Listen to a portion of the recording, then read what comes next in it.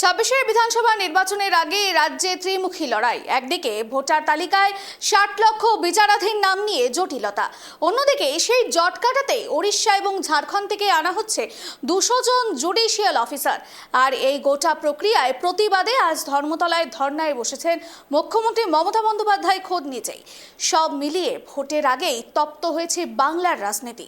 দেখুন, ভোটের নির্ঘণ্ট ঘোষণার ঠিক আগে রাজ্যে এখন সবথেকে বড় মাথা ব্যথার কারণ ৬০ লক্ষ বিচারাধীন বা আন্ডার অ্যাডজুডিকেশন ভোটার। এই বিপুল পরিমাণ নামের নিষ্পত্তি না হওয়া পর্যন্ত সুষ্ঠু নির্বাচন সম্ভব নয় বলে দাবি তুলেছে বিজেপি বিরোধীরা। আর এই জট দ্রুত কাটাতে এবার প্রতিবেশী রাজ্য থেকে অফিসার আনতে হচ্ছে বাংলায়।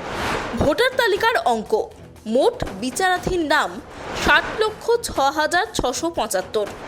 এখনো পর্যন্ত নিষ্পত্তি প্রায় ৬.৫ লক্ষ নাম। বর্তমান অফিসার ৫০৫ জন জুডিশিয়াল অফিসার কাজ করছেন। নতুন নিয়োগ, ওড়িশা ও ঝাড়খণ্ড থেকে আসছেন আরও ২০০ জন।